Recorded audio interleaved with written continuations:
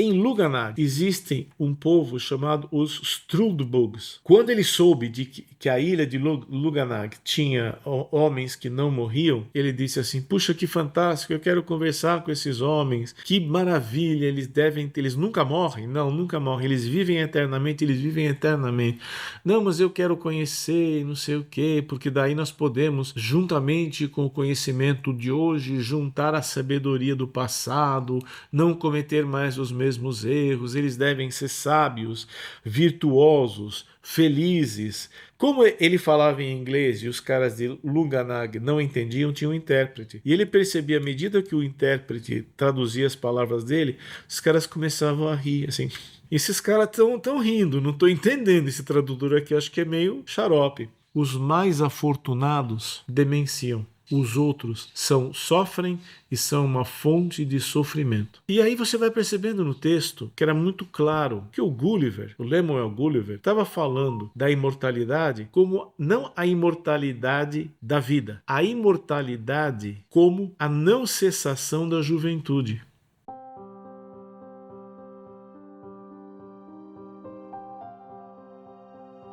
Olá, tudo bem? Muito obrigado por se juntar a nós em mais esse vídeo. Apenas lembrando que os 3Cs, você curte, você compartilha, você comenta e com isso você fortalece o nosso algoritmo. Hoje nós vamos estar falando novamente sobre o Lemuel Gulliver, ex-cirurgião e atual capitão de navio. É interessante que assim, no título, né, as viagens de Lemuel Gulliver, ex-cirurgião e atual capitão de navio. Só lembrando, o cirurgião naquele tempo não era médico, né?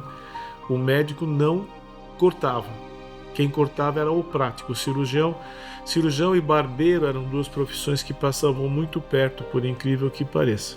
Tá? Tanto que no Reino Unido, que é onde o Jonathan Swift escreve a história, aí, eu não sei se ainda é assim, mas tradicionalmente se chama o cirurgião de Mister e o médico de Doctor. Mas existe essa distinção, que inclusive os cirurgiões até gostavam bastante, porque esse Mister era muito distintivo dessa importantíssima especialidade que é a cirurgia e todas as cirurgias aplicadas, as especialidades, oftalmologia, otorrinolaringologia, gastrocirurgia, tórax, cirurgia vascular, neurocirurgia e por aí afora. Bem, uma das coisas que mais marca esse livro do Gulliver, né, é que muita gente entende que é um livro para criança. Honestamente falando, eu acho que uma criança, um menino, uma menina, do jeito, no original, sem resumir, sem amolecer, eu acho dificilmente a criança iria até o final. Porque entra em questões que para você entender é preciso ser um adulto. Por exemplo, o rei, que para entrar na presença do trono você tinha que falar assim: lambo o pó dos degraus do vosso trono. E aí o Gulliver foi, os caras falaram: vai, pode lamber. Não, peraí, não é só uma. Não. Aí ele teve que ir lá lamber. Depois ele soube que quando esse rei não gostava da pessoa que vinha falar com ele, o rei mandava pôr veneno no degrau. Olha, você não vai conseguir transformar isso numa história infantil, né?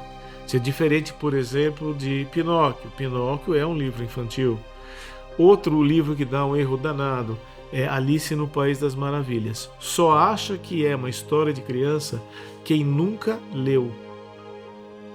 Porque quem já se deu o trabalho de dar uma lida sabe que aquilo ali é um livro para adulto. Alice no País das Maravilhas. Olha a chamada do texto do livro, né? Enfim,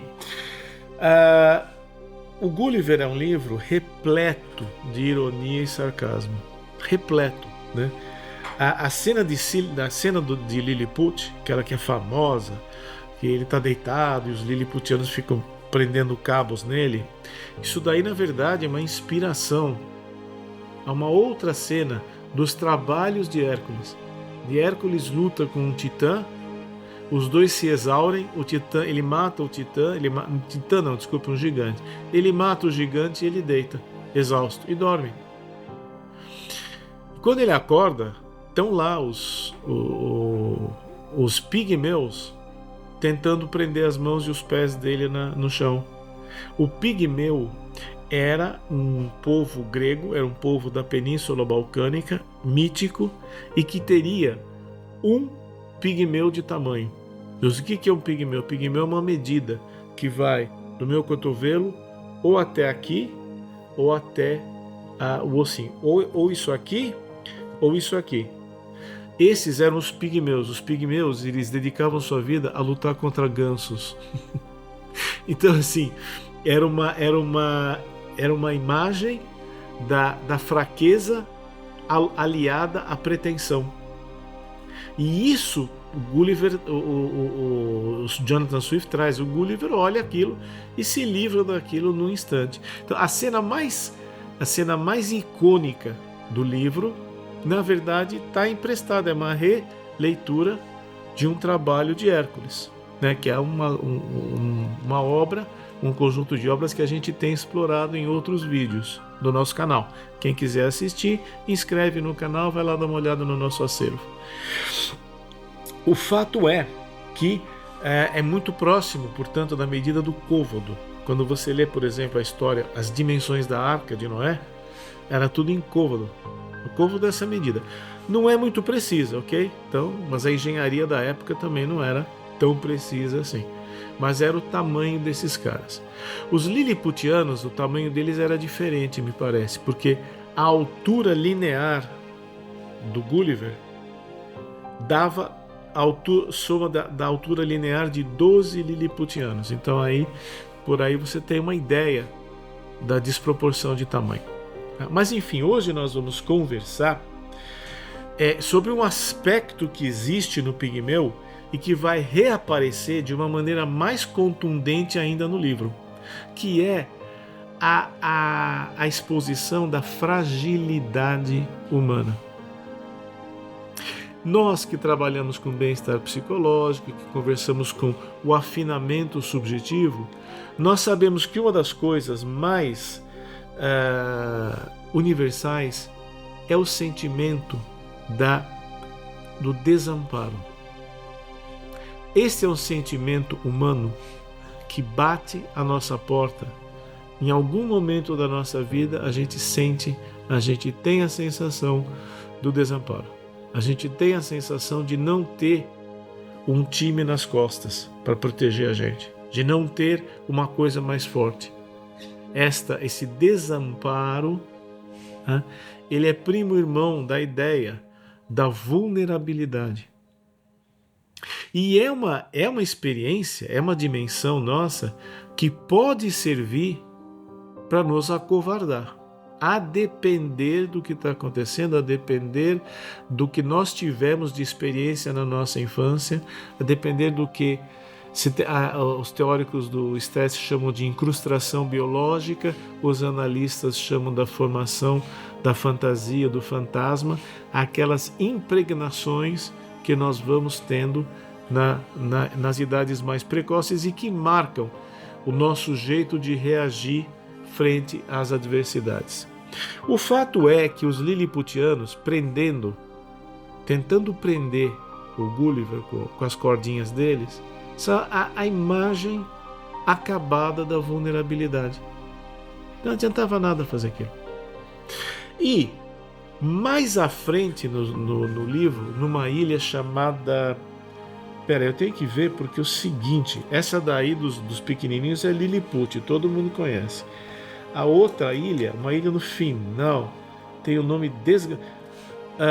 Luganag, tá? É uma ilha já no final da história. Em Luganag existem um povo chamado os Struldbugs, tá escrito aí, ó. É isso aí. Então você tenta saber qual é a pronúncia disso, porque isso não é inglês, isso não é alemão, isso não é austríaco, isso não é... Provavelmente é alguma piada.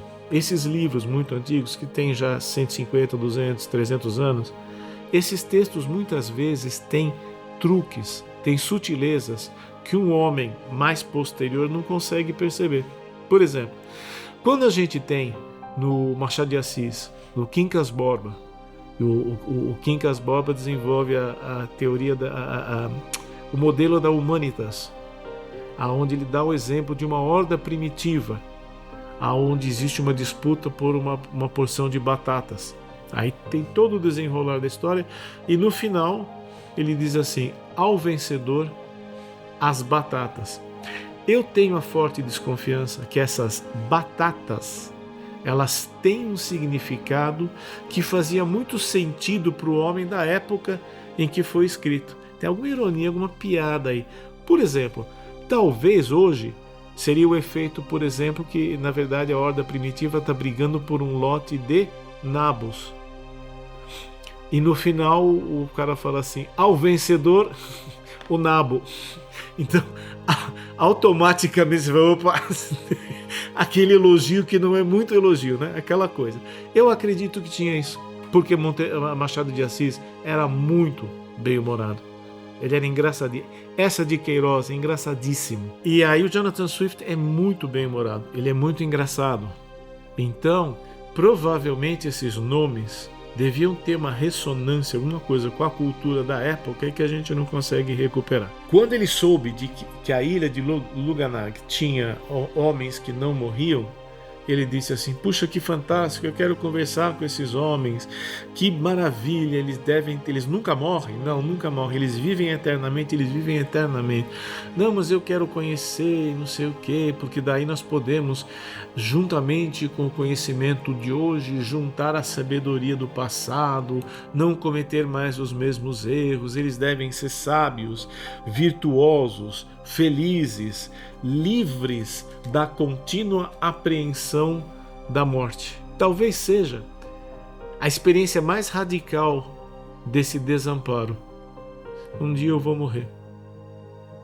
Né? Talvez seja a imagem mais crua, mais dura dessa vulnerabilidade. Né?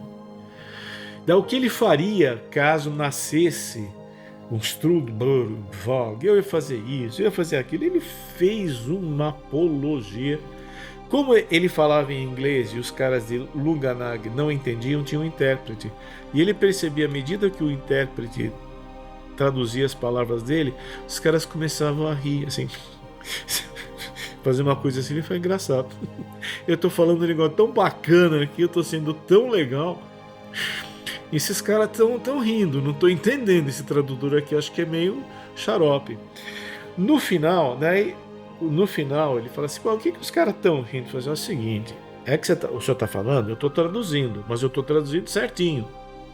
É que assim, na verdade, esses Trubrofogs são conhecidos aqui na ilha por serem opináticos, rabugentos. Tudo à medida que eles envelhecem, eles vão ficando com esses traços muito fortes na personalidade. São opináticos, irredutíveis, rabugentos, avarentos, impertinentes, tolos, tagarelas, incapazes de amizade e mortos para os afetos naturais. Então não amam mais, não se importam mais com nada, eles vão virando uma uva passa, azeda, amarga. Aí o Gulliver senta para trás: é mesmo? Aí fala assim: olha, para dar uma ideia, os mais afortunados demenciam.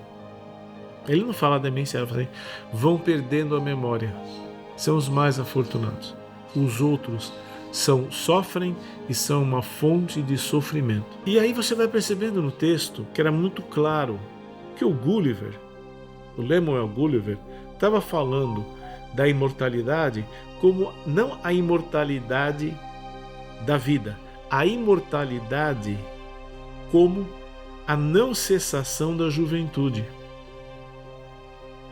Viver para sempre jovem, ai que bacana. Só que é impossível viver para sempre jovem. E é impossível viver para sempre sem morrer. Porque ao envelhecer, o meu organismo vai se tornando incompatível com a vida. Para você perceber um pouco mais,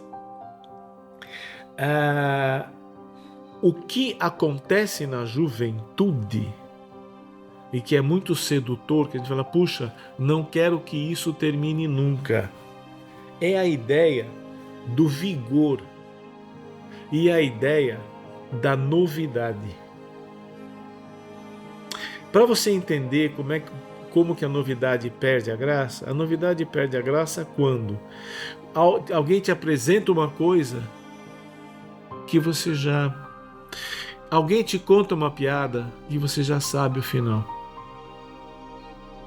Não dá para rir, não dá para experimentar esse gozo, essa explosão que a surpresa te causa. Pouca coisa te surpreende. Isto pode gerar tédio. Tanto que um dos preceitos do mindfulness, da atenção plena, é abrir-se com curiosidade. É confiar na nossa capacidade de ainda aprender, que não seja pela via da surpresa. Pegando de novo a ideia da piada. É quando o cara pega e começa a contar uma piada. Piada você já sabe, você já conhece. Você vai chegando numa certa idade, é difícil alguém contar uma piada que você não tem ouvido já, pelo menos uma versão parecida. Só que você ri porque a forma como o cara conta, o ambiente em que o cara está contando, as pessoas na presença das quais são outras, aí existe um novo. Então existe um novo numa piada velha. O outro aspecto do envelhecimento, o outro aspecto da ideia da juventude eterna, além da novidade, é a ideia do vigor. Nós temos uma ideia de que o nosso vigor vai embora. E de fato o vigor físico vai. Você vai envelhecendo, você fica menos rápido, menos forte, menos ágil, menos tudo. Basta dizer, uma menina de 18 anos que ganha nenê, que tem um filho, né? As dificuldades biológicas que ela enfrenta são muito menores que as dificuldades biológicas enfrentadas por uma mãe 20 anos mais velha. A gravidez é mais simples, o parto é mais tranquilo, a recuperação pós-parto, a amamentação, tudo tende a ser mais fácil em idades mais jovens. Isso não sou eu que estou inventando, isso aqui não é nenhum etarismo, isso aqui não é nenhuma forma de discriminação. Os obstetras, as obstetras, todas concordam comigo, né? Tanto que os protocolos para gestação de idosa, fala idosa, novamente, não é etarismo. É que comparado a uma menina de 22 anos, uma mulher de 38, que já fez um monte de coisa, que já se realizou e tal, é uma pessoa que vai ter uma gravidez que tem que ser mais bem assistida, a chance de desenvolver doenças gestacionais é maior, o parto pode ser complicado, o pós-parto pode ser um pouco mais de complicações, de coisas que precisam ficar de olho, o que não significa que é impossível, mas dá mais trabalho, por assim dizer. O fato é que nós sempre carregamos essa ideia. Agora, por outro lado, de um ponto de vista cognitivo, de um ponto de vista intelectual, o avançar da idade, as sucessivas podas neuronais que nós vamos tendo, quem quiser saber, tem um vídeo nosso que fala sobre poda neuronal. Dá uma passadinha lá no canal, no nosso canal, se inscreve lá que ali você vai ter acesso a um número muito grande de vídeos e tá lá. Na verdade, nós nos tornamos de uma certa forma muito mais objetivos e muito mais capazes de organizar nossas estratégias isto não é para todos, mas isso acontece. Agora, isso não é computado como uma melhora, como um aprendizado, isso é visto mais como uma espécie de, dos males o menor. Mas o fato é que, com o passar da idade, nossa agilidade física, nosso vigor físico cai. Viver para sempre seria insuportável, diz Stuart Schneiderman, professor de mitologia grega da Universidade de Nova York. Já aposentou, já saiu, mas ele escreveu isso há algumas décadas atrás, e quando eu li, eu mal tinha 30. E eu confesso que eu falei, que será que é isso, né? Eu não conseguia, sinceramente eu não conseguia perceber aquilo. Foi bom eu ter humildade naquele momento, porque hoje eu percebo que a minha dúvida era honestidade. Não tinha como eu perceber o futuro, não tinha como eu perceber o que eu iria estar sentindo quando eu tivesse o dobro dessa idade. Mas é verdade, viver para sempre é insuportável. Isso é uma coisa. Vai chegando um ponto que você fala: olha, não é mais para mim, viu? Não é mais para mim. Ah, vai ter uma festa, vai ser super legal. Não, eu imagino que é super legal. Dançar até de madrugada deve ser fantástico. Eu fazia isso, mas hoje não dá mais, né? Então, é insuportável, né, o repertório de coisas, né, que a gente vai tendo. Mais ainda, num dos seminários, o Jacques Lacan fala assim: olha, para que a espécie, ele fala cavalo, mas eu vou substituir por, para que a espécie mico-leão dourado seja imortal, ou seja, eterna, é importante que o indivíduo mico-leão dourado morra, seja mortal. Para que a espécie mico-leão dourado seja eterna, é necessário que o indivíduo mico-leão dourado seja mortal. Então, isso toca em nós, no âmago, no imo nosso senso de grupo, né? E por fim, depois de tudo, existe um debate enorme que o Jonathan Swift faz dos dilemas pecuniários. Porque é engraçado isso. Ele fala: olha, os caras vão vivendo até os 80. Quando chega aos 80, o Estado tira todo o patrimônio deles, porque não tem mais condição deles continuarem cuidando do patrimônio, e a economia da ilha vai para o vinagre. Então, a partir de uma certa idade, eles são afastados de qualquer ato de cidadania e eles recebem uma quantia de dinheiro que é uma quantia irrisória.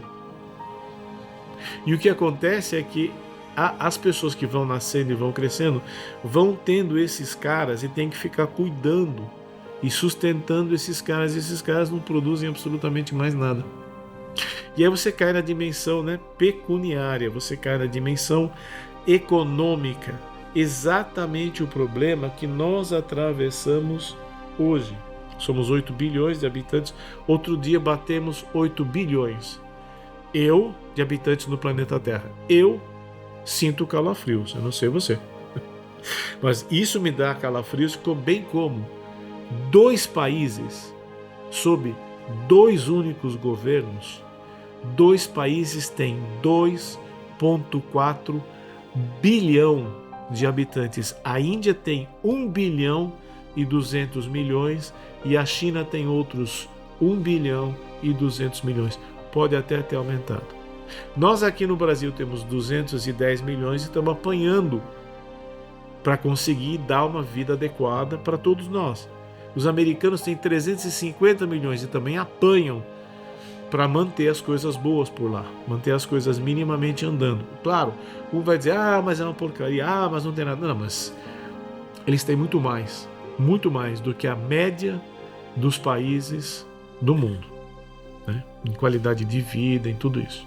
Então, a grande questão, nós 8 bilhões, é o que nós vamos fazer?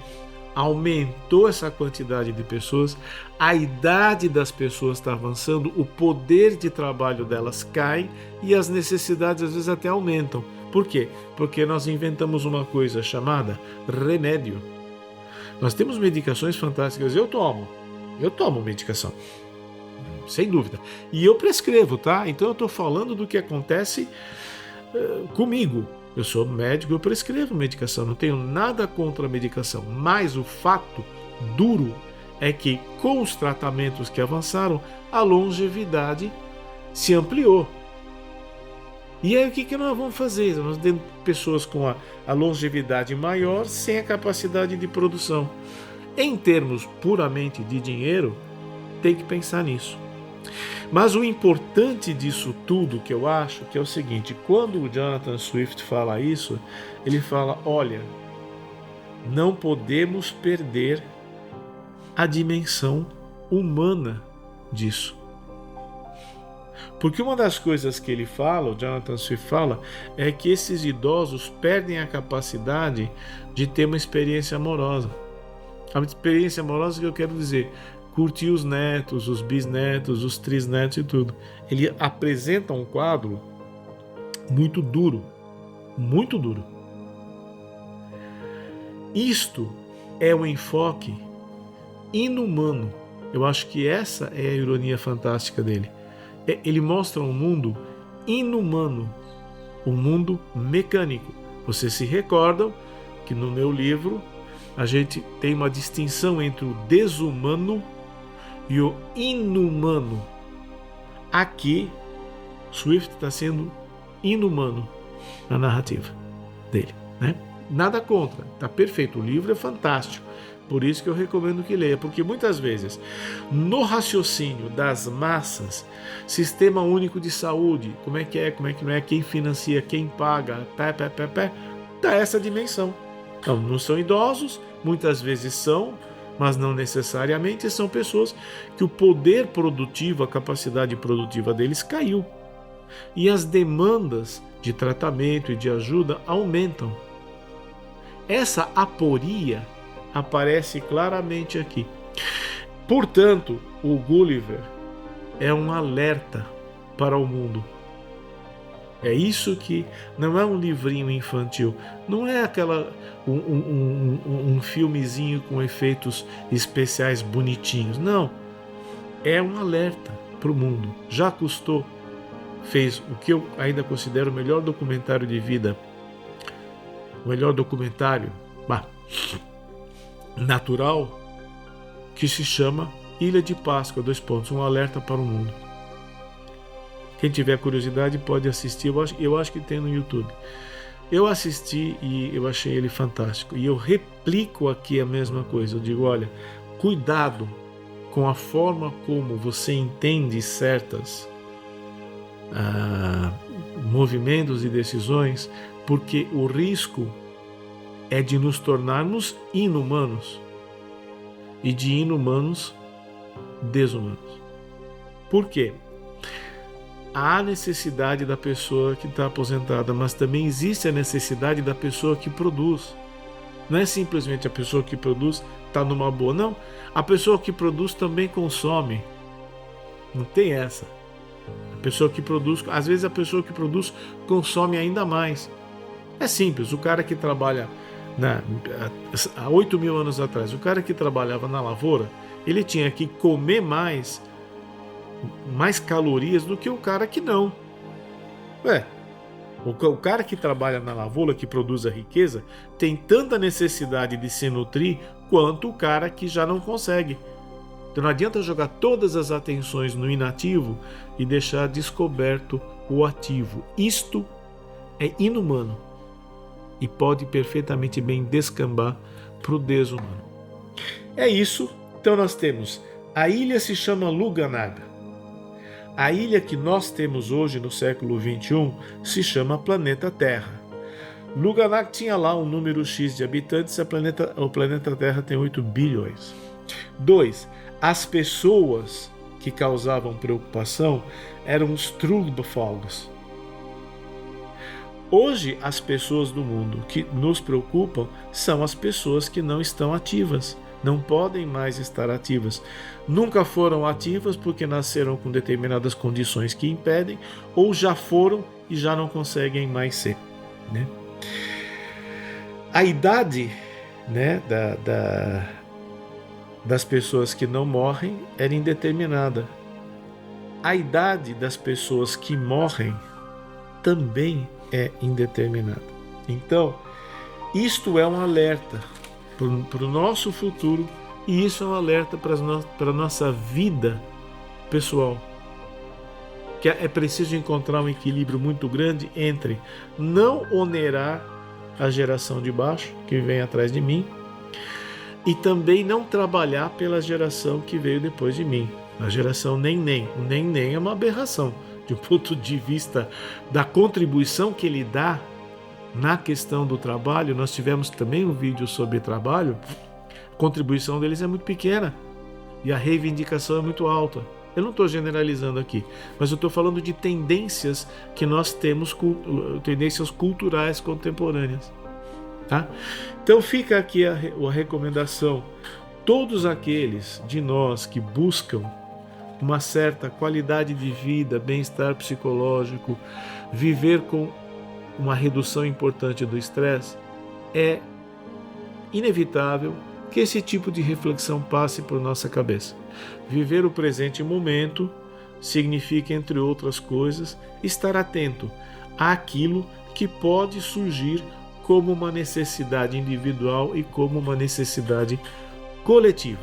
Estar atento, portanto, fala disso. E, o bacana, não existe limite de idade para você se responsabilizar por si próprio e pelas pessoas à sua volta.